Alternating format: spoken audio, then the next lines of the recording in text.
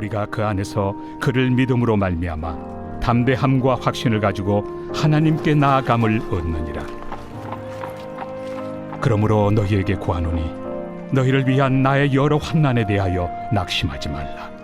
이는 너희의 영광이니라. 성도 여러분 안녕하세요. 행복한 안식일입니다. 우리가 함께 모여 샤밧 샬롬 인사를 속히 우리가 다시 함께 할 수 있게 되기를 간절히 바랍니다. 자, 오늘 우리가 함께 이 본문 말씀으로는 에베소서 3장 12절, 13절에 있는 말씀을 우리가 함께 읽도록 하겠습니다. 우리가 그 안에서 그를 믿음으로 말미암아 담대함과 확신을 가지고 하나님께 나아감을 얻느니라. 그러므로 너희에게 구하노니 너희를 위한 나의 여러 환난에 대하여 낙심하지 말라. 이는 너희의 영광이니라. 얼마 전 이 코로나 사태로 인하여 우울하고 이 답답한 뉴스만 듣다가 최근에 그나마 조금 긍정적인 뉴스를 하나 접하게 되었습니다. 이 뉴스 제목도 이 코로나의 역설인데요. 아마 보신 분들이 많이 계실 것입니다. 내용은 이렇습니다. 세계적인 관광지로 불리며 연간 이 무려 2천만 명의 관광객으로 북적거리는 이탈리아의 이 베네치아가 이번 코로나 사태로 인하여 이 수십 년 만에 관광객 수가 줄어들게 되었습니다. 그리고 그 결과로 놀랍게도 이 늘 뿌옇던 이 베네치아의 이 수로가 바닥이 보일 정도로 맑아졌을 뿐만 아니라 이곳에 다시 이 물고기떼와 돌고래 그리고 거위가 나타나기 시작하였다는 것입니다. 현지에 살고 있는 이 주민들은 이 베네치아 운하가 이렇게 깨끗해진 모습을 본 것이 무려 60년 만이라고 이야기합니다. 베네치아는 이렇게 물만 깨끗해진 것이 아니라 공기의 질까지도 개선되어서 오히려 이 베네치아 주민들은 코로나 사태로 인해 이전보다 더 쾌적한 환경에서 오랜만에 이 조용한 일상을 즐기게 되었다고 좋아하기도 하였다고 합니다.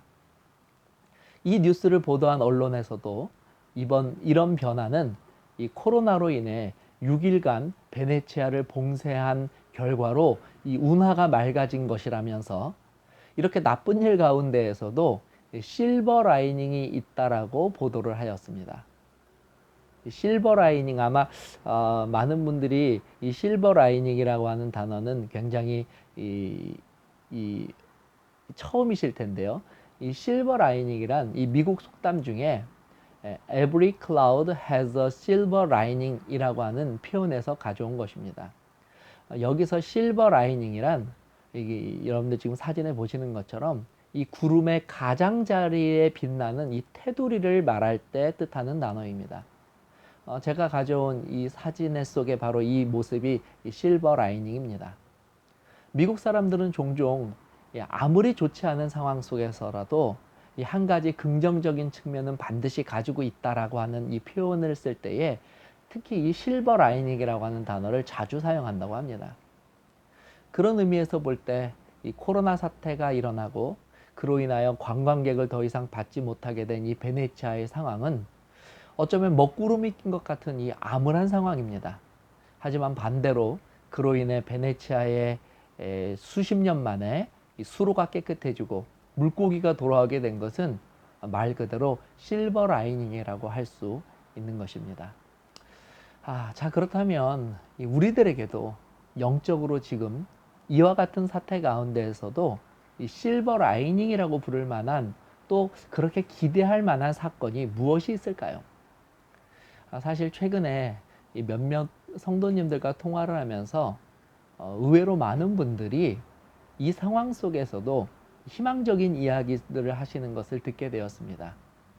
어떤 분은 목사님 교회를 몇 주째 못 나가게 되면서 오히려 함께 모여 예배하는 것이 얼마나 귀한 축복인지를 알게 되었습니다라고 고백하여 주셨습니다. 또 다른 분은 이번 사태를 겪으면서 내 자신의 신앙이 그동안 얼마나 연약했는지를 다시 한번 돌아보게 되었습니다라고 말씀하시기도 하였습니다. 또 아마 거의 대부분은 이 어쩔 수 없이 이렇게 드리게 된 예배지만 가족과 함께 예배로 모이면서 가족의 소중함을 깨닫게 되었고 또 함께 예배하면서 오히려 더 이 예배에 집중할 수 있는 경험을 하게 되었다라고 말씀해 주신 분들도 꽤 있었습니다. 성도님들과 이런 이야기를 나누면서 한편으로는 이렇게 어려운 상황 속에서도 나름대로 자신의 믿음을 지키기 위하여 이 최선의 노력을 기울이고 계시는 성도님들의 모습을 보며 깊은 감동을 받았고 또 한편으로는 이번 경험을 통해 평안하고 안전했을 때는 미처 알지 못했던 이 믿음의 가치와 소중함을 새롭게 깨우치게 되었다는 점에서는 이런 일들 가운데서도 우리가 감사의 조건들을 찾을 수 있는 이 희망이 있구나라는 것을 발견하게 되었습니다. 우리 성도님들에게 있어서 지금 이 시간 이 개인적으로 무엇이 우리 성도님들에게 이 두꺼운 먹구름과 같은 현실을 넘어서는 그와 같은 희망, 이 실버 라이닝이 되고 있는지 궁금합니다. 저와 여러분 모두에게 하나님께서 반드시 이 가운데서도 희망과 소망의 빛을 발견하게 하여 주시게 되시기를 간절히 소원합니다. 자, 저는 이 시간 이렇게 우리가 개인적으로 누리는 은혜와 더불어 보다 좀 예언적이고 그리고 또 성경적으로 하나님께서 이 시대의 우리들을 위하여 예비하신 이 실버 라이닝이 무엇인지를 한번 생각해 보기를 원합니다. 어떤 분들은 이번 사태를 겪으면서 조금 조심스럽지만 혹시 이번 일이 성경에서 예언된 이 마지막 때 있게 될 야곱의 환란이 아닌지를 물어보시는 분들이 계십니다. 물론 이번에 일어난 코로나 사태는 이 WHO에서 전 세계적인 재앙이라고 선포한 것만 보더라도 이전에는 없었던 전 지구적인 환란이라는 점에서 특히 예언적인 관점으로 이런 일들을 주목하게 만듭니다. 게다가 워낙 이번 사태가 위중하여 미처 언론에서 다 다루지는 못했지만 지금도 이 코로나뿐만 아니라 이 전 지구적 재앙이라고 불릴 만한 일들이 곳곳에서 여전히 우후죽순처럼 일어나고 있습니다. 그래서 일어나는 이 모든 일들을 보면서 혹 이것이 마지막 때에 있게 될 전 지구적인 환란 혹은 재앙으로 보는 것도 무리는 아니라고 생각합니다. 하지만 미리 결론부터 말씀드리면 이 성경에 한치의 오차도 없이 이루어지고 있는 예언을 비추어 볼 때는 분명한 사실은 아직 이런 일들을 야곱의 환란이라고 우리가 볼 수는 없다는 것입니다. 오늘 이와 관련된 계시록의 예언들을 제가 이 자리에서 일일이 다 열거하며 성도님들께 설명드릴 수는 없지만 제가 이와 같은 확신을 가지고 말씀드리는 이유는 적어도 우리가 부르는 이 야곱의 환란이라는 사건이 있기 위해서는 반드시 늦은비 성령이라는 특별한 하나님의 은혜의 역사가 반드시 선행되어야 하기 때문입니다. 그리고 이 늦은비 성령 사건이 바로 오늘 제가 우리 성도님들과 함께 나누기를 원하는 우리들이 찾아야 할 그리고 우리들에게 남아있는 우리들의 실버 라이닝이기 때문에 그렇습니다. 혹 성도님들 가운데 이 늦은비 성령이 무엇을 의미하는 단어인지 모르시는 분들을 위해 먼저 이것을 설명해 드리도록 하겠습니다. 자, 이것을 이해하기 위해서는 이 성경의 땅인 팔레스타인 지역의 독특한 계절에 대해 먼저 우리가 이야기를 해야 합니다. 팔레스타인 지방은 아시는 것처럼 1년에 비가 내리는 날이 며칠 되지 않는 건조한 지역입니다. 그래서 특히 이 지역에서 농사를 짓는 사람들은 계절이 바뀌면서 정기적으로 비가 내리는 때에 맞춰 농사를 지었습니다.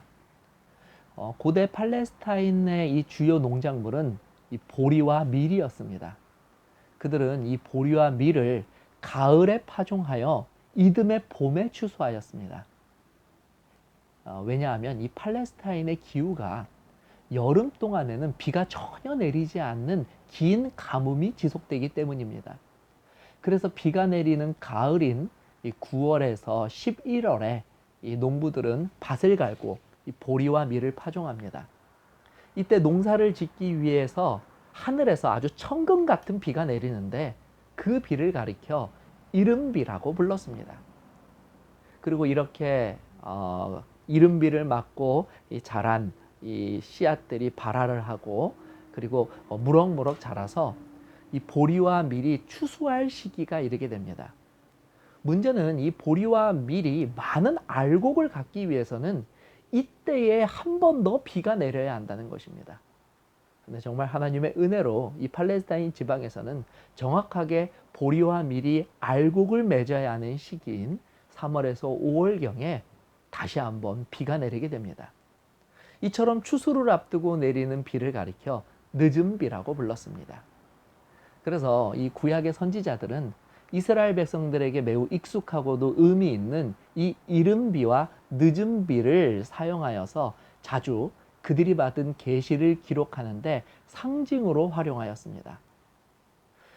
이런 식으로 하나님께서 주신 계시를 설명하는 것은 그들의 계시를 더 효과적으로 전달하는 데 매우 유익하였기 때문입니다. 호세아서 6장 3절을 한번 보겠습니다. 그러므로 우리가 여호와를 알자. 힘써 여호와를 알자. 그의 나타나심은 새벽빛같이 어김없나니 비와 같이 땅을 적시는 늦은 비와 같이 우리에게 임하시리라 하니라. 이렇게 이른 비와 늦은 비에 대한 설명을 듣고 성경을 읽으니 이전보다 성경이 더 잘 이해되는 느낌을 아마 받으셨을 것이라고 생각합니다. 자, 이제 우리는 본격적으로 요엘 선지자가 이 이른 비와 늦은 비를 상징으로 사용하여 예수님이 오시기 직전에 있게 될 매우 특별한 사건을 예언한 부분을 한번 살펴보겠습니다. 요엘서 2장 23절입니다. 우리 함께 읽도록 하겠습니다. 시온의 자녀들아, 너희는 너희 하나님 여호와로 말미암아 기뻐하며 즐거워할지어다. 그가 너희를 위하여 비를 내리시되 이른 비를 너희에게 적당하게 주시리니 이른 비와 늦은 비가 예전같이 있게 될 것이다. 요엘 선지자는 요엘서 2장에서 이른 비와 늦은 비를 상징으로 사용하여 앞으로 있게 될 특별한 이 성령의 역사를 예언하였습니다. 자, 그 첫 번째 예언 가운데 등장하는 사건은 요엘서 2장 28절 29절에 있는 말씀입니다. 그 후에 내가 내 영을 만민에게 부어주리니 너희 자녀들이 장래일을 말할 것이며 너희 늙은이는 꿈을 꾸며 너희 젊은이는 이상을 볼 것이며 그때에 내가 또 내 영을 남종과 여종에게 부어줄 것이며. 요엘 선지자는 언젠가 하나님께서 당신의 영을 당신의 백성들에게, 당신들의 일꾼들에게 크게 부어주실 일이 있게 될 것이라고 예언하였습니다. 그리고 이 일이 일어나게 되면 하나님의 일꾼들이 담대하게 예언을 하게 되고 많은 이들이 미래에 대한 소망을 품게 될 것이라고 또한 예언하였습니다. 그렇다면 이 요엘 선지자의 이 예언은 과연 언제 어떻게 성취가 되게 될까요? 자, 우리 함께 사도행전 2장 16절로부터 18절에까지 기록된 말씀을 읽도록 하겠습니다. 사도행전 2장 16절 18절입니다. 이는 곧 선지자 요엘을 통하여 말씀하신 것이니 일러스되 하나님이 말씀하시기를 말세에 내가 내 영을 모든 육체에 부어주리니 너희의 자녀들은 예언할 것이요 너희의 젊은이들은 환상을 보고 너희의 늙은이들은 꿈을 꾸리라. 그때에 내가 내 영을 내 남종과 여종들에게 부어주리니 그들이 예언할 것이요. 놀랍게도 이 요엘의 예언은 이미 2000년 전 베드로의 고백에서 확인할 수 있듯이 이미 성취가 되었습니다. 그럼 베드로가 말한 이 요엘의 예언의 성취는 언제 어떻게 이루어지게 되었을까요? 베드로가 이 고백을 하기에 바로 앞서 사도행전 2장 1절에서 3절에는 이 유명한 사건이 기록되어 있습니다. 사도행전 2장 1절에서 3절입니다. 오순절 날이 이미 이름에 그들이 다 같이 한 곳에 모였더니 호련히 하늘로부터 급하고 강한 바람 같은 소리가 있어 그들이 앉은 온 집에 가득하며 마치 불의 혀처럼 갈라지는 것들이 그들에게 보여 각 사람 위에 하나씩 임하여 있더니. 이것은 우리가 오순절 성령 강림 사건으로 부르는 그 유명한 사건입니다. 이것은 상징이나 비유가 아닌 실제로 오순절날 이 마가의 다락방에 모인 제자들에게 일어난 사건입니다. 이날 요엘의 예언처럼 하나님께서는 그곳에 모인 모든 이들에게 약속하신 성령을 크게 부어 주셨습니다. 자, 그렇다면 하나님의 성령을 크게 받은 이 하나님의 남녀 자녀들이 어떠한 일들을 하였습니까? 사도행전 2장 4절입니다. 그들이 다 성령의 충만함을 받고 성령이 말하게 하심을 따라 다른 언어들로 말하기 시작하니라. 자, 이들이 무엇을 하였습니까? 이들은 성령의 말하게 하심을 따라 말을 하였습니다. 성령이 도대체 이들을 통하여 무슨 말씀을 하셨습니까? 그 이야기는 역시 사도행전 그 다음 구절을 통하여 당시 이들의 이 말을 들은 생생한 간증을 통하여 우리가 확인할 수 있습니다. 사도행전 2장 6절 7절입니다.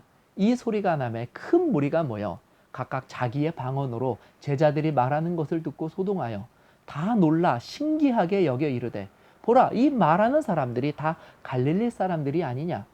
우리가 다 우리의 각 언어로 하나님의 큰 일을 말함을 듣는도다 하고, 제자들이 성령을 받고 즉시로 시작한 것은 바로 하나님의 큰 일을 말하는 것이었습니다. 다시 말해 그들이 요엘의 예언처럼 예언하기 시작하였는데, 모든 성경이 예언하고 있는 예수 그리스도를 통한 구속의 신비와 다시 오실 그리스도에 대한 예언, 즉 하나님의 일을 선포하였다는 것입니다. 우리는 이 모든 기록들을 살펴보면서 오순절 성령 강림 사건이야말로 하나님께서 이미 요엘 선지자를 통해 예언하신 예언의 성취였다는 사실을 다시 한번 확인할 수 있게 됩니다. 그런데 우리가 여기서 주목해야 할 것은 요엘은 이 예언을 하면서 이른 비와 늦은 비의 개념을 활용하였다는 것입니다. 그렇다면 우리가 추측할 수 있는 것은 2000년 전 예루살렘에서 있었던 이 오순절 성령 강림 사건은 이른비 성령 사건으로 이해할 수 있다는 것입니다. 실제로 이 이른비는 설명드린 것처럼 이제 밭에 막 뿌려진 씨앗을 싹 틔우기 위해서 필요하였던 비였습니다.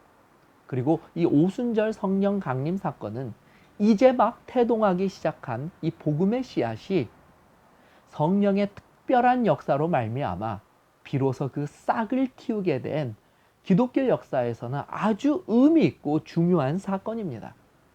그래서 더더욱 이 오순절 성령 사건을 이른비 사건으로 보는 것은 매우 합리적인 예언의 해석이 될 수 있습니다. 복음은 이날 성령의 역사하시는 말미암아 전 세계에서 모인 유대인들을 통해 삽시간에 온 세상에 복음의 씨앗을 퍼뜨렸을 뿐만 아니라 복음의 황무지라고 여겨지는 온 유럽과 아시아 지역에 그 싹을 서서히 틔우게 되었습니다.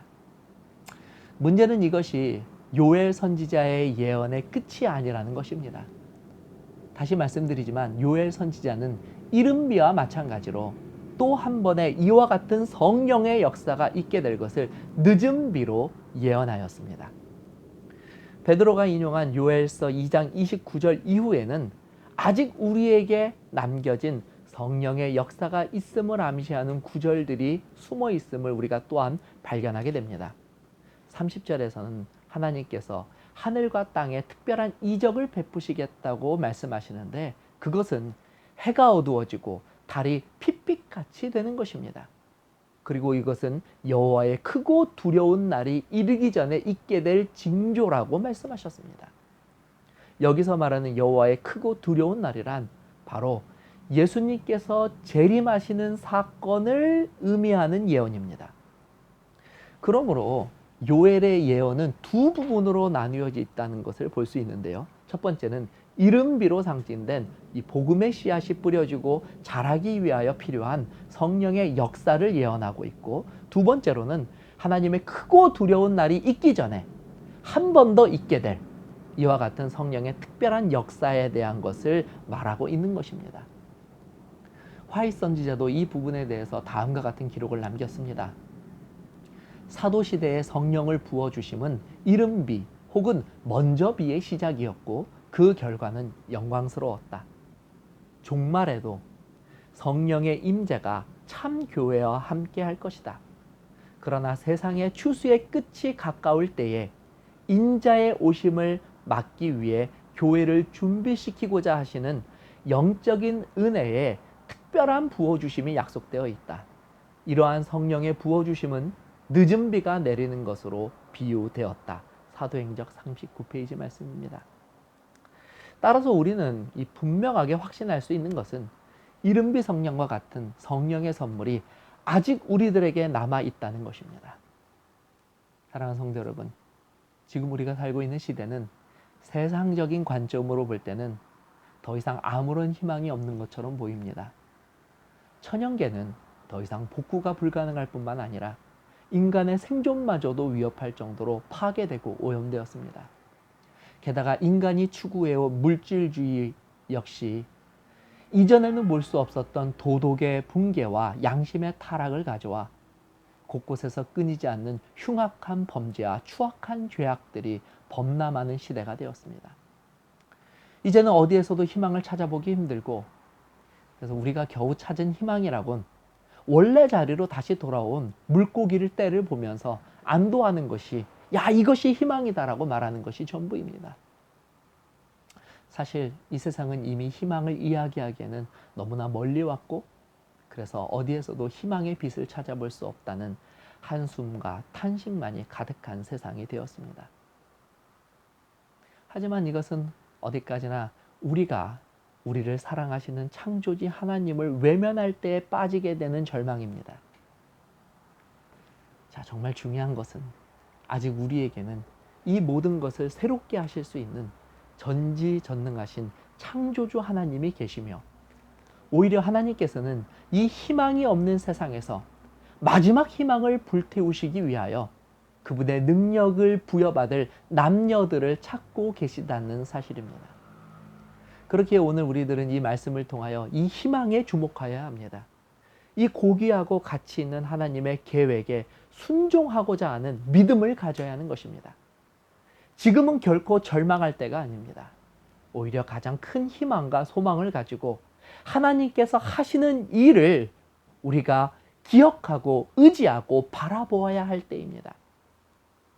성도 여러분, 분명 코로나19는 하나님의 은혜 가운데에서 반드시 물러나게 될 것입니다. 그리고 이제 곧 하나님께서는 이 모든 일들을 통하여 머리를 들고 깨어서 하나님의 일들을 고대하는 자들에게 성령을 부어주시기 위하여 당신의 남녀들을 찾으시는 일을 이제 시작하실 것입니다. 자, 그렇다면 오늘 저와 여러분들의 기도가, 바람이, 소망이 어떠한 것이 되어야 하겠습니까? 오늘 우리는 여전히 소망과 기대에 찬 기도를 하나님께 드릴 수 있어야 합니다. 아직은 절망할 때가 아닙니다. 우리는 여전히 해야 할 일들이 우리들에게 주어져 있습니다. 하나님께서는 이 복음 사업을 마치기 전까지는 결코 이 세상의 역사를 마치시지 않으실 것이 분명합니다. 지금 온 세상은 코로나로 인하여 고통받고 있지만 사실 더 큰 괴로움은 죄가 가져다준 희망 없는 삶입니다. 죄라는 불치의 병에 걸려 수천만의 사람들이 지금도 허무하게 저들의 인생을 마치고 있습니다. 우리가 지금 주목해야 하는 일은 코로나로 병들고 죽어가는 자들이 아니라 그들을 주목하는, 그들의 삶을 주목할 수 있는 영적 안목을 갖는 일에 우리가 주목해야 합니다. 내가 오늘 코로나에 걸리지 않았다고 안도하기 전에 나의 영적 상태가 혹시 이와 같은 불신의 죄악에 빠지지는 않았는지 우리는 그 부분을 더욱 면밀하게 살펴보아야 합니다. 하나님께서 우리를 이 시대에 부르시고 마지막 주님의 일꾼으로 찾고 계신데 내가 과연 이 사명을 감당할 수 있는 준비가 되어 있는지를 진지하게 물어보아야만 합니다. 사랑하는 성도 여러분, 아직 우리에게는 실버 라이닝이 있습니다. 비록 구름에 가려 있다고 하여도 우리는 구름 너머로 절대 가릴 수 없는 하나님의 영광의 빛을 보게 됩니다. 오늘 저와 여러분들의 눈이 이 빛을 믿음으로 주목하게 되기를 간절히 바랍니다. 마라나타, 우리 주님 이제 곧 오십니다. 재림 성도로서 오늘 이 안식일 우리는 어떠한 마음과 어떠한 믿음을 가져야만 하겠습니까? 오늘 이 시간 희망과 소망을 이야기하게 되시기를 바라고 우리의 눈을 이제 곧 오시는 예수 그리스도를 향하여 고정하게 되시기를 간절히 바라면서 오늘 말씀을 마치도록 하겠습니다. 우리 함께 기도하시겠습니다. 하늘에 계신 아버지, 오늘 우리들에게 여전한 희망을 허락하여 주심으로 인하여 감사합니다. 주여, 우리의 눈이 주님의 오심을 주목하게 하여 주시옵시고, 바라기는 오늘 우리를 향하여 원하시고 계시는 아버지의 뜻이 무엇인지를 우리가 발견하고 결심하며 그 가치 있고 고귀한 일을 위하여 우리의 마음을 결정할 수 있는 이 시간이 되게 하여 주시옵소서. 아버지, 아직 우리가 해야 할 일이 있고 아직 우리가 구원해야 할 영혼들이 있음을 저희들이 고백하게 되오니 주여, 이 악한 일들을 주님께서 속히 물러가게 하여 주심으로 우리가 해야 할 그 일을 우리가 열심으로 다할 수 있는 그 열심과 능력을 오늘 이 시간 우리 모두에게 허락하여 주시옵소서. 우리에게 거룩한 소명을 허락하신 예수 그리스도의 은혜에 감사하며 사랑 많은 예수님 이름으로 기도합니다.